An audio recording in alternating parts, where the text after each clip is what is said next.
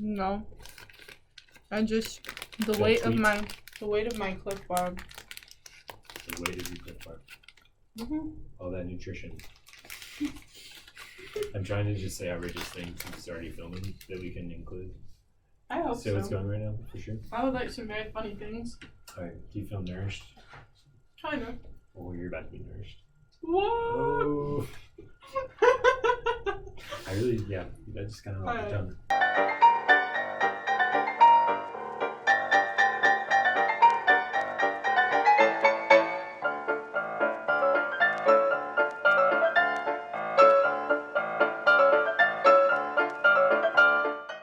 A little bit of an intro to kind of the purpose of the Catechism. And now I think it's worth getting into the structure of the Catechism. Mm-hmm. So the structure of this Catechism follows very closely kind of the tradition of how catechisms have been composed before. So it's actually not the first catechism. It's the first universal catechism since Trent. Mm-hmm. So there's a church council in Trent to discuss different things going on in the world at the time, and hang on the faith at that time. And then there are local catechisms that are made based off of the Universal Catechism. The Universal Catechisms hang on the faith to all people. Okay. And then there can be local catechisms that always stick to the truth of what the Universal Catechism says, but it's like, here are some things. Do we have a local catechism? I think there have been some written after this one. Okay. When was this written? Oh gosh, you're laying the pressure on me. Any information should be in the book? I think it would be. Maybe. 1994? Okay, that's pretty recent. The first, yeah. And there's also a revised edition with, okay. Because canon law and stuff updated and things like that, but yeah. So after, there was a local catechism called the Baltimore Catechism, which is very right. That's what I studied when I was a kid. Yeah, so that's a U.S. I still am a kid. Yeah. But when I was, you're a young warthog. When I was a I have never been, nor will I ever be a warthog. Yeah, it would be kind of cool.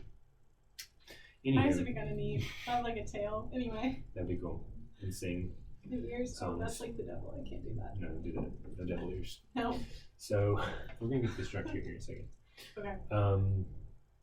So this is a universal catechism, first one since the Council of Trent, and so it follows the traditional structure. So it has four pillars, and the first one is the profession of faith. So it's what has God revealed to us about Himself, about us, and creation, Himself as Father, Jesus as Son, the Church, etc. Right. So our next video is going to be diving really into what do we believe. Then part 2, the sacraments of faith. Mm-hmm. So this talks about how Christ saves us.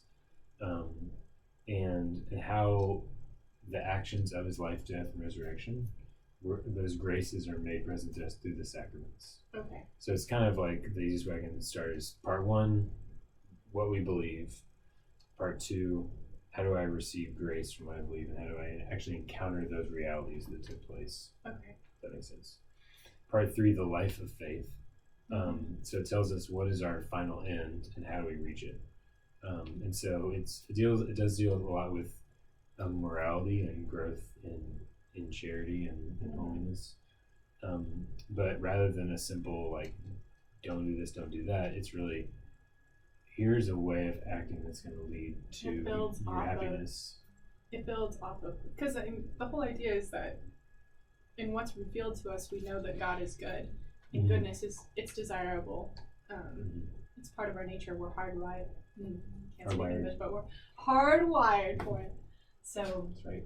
Part 3 would then, so it says, correct me if I'm wrong. It says, this is what we know, this is how it works, and this is how we participate in this life that we've been given.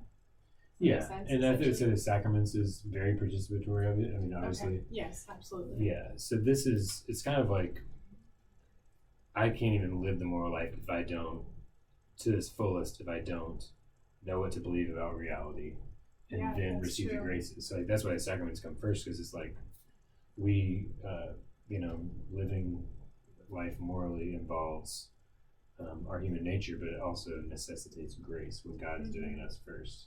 So we have what God does in us first through revelation, and then the sacraments we participate in. Gotcha.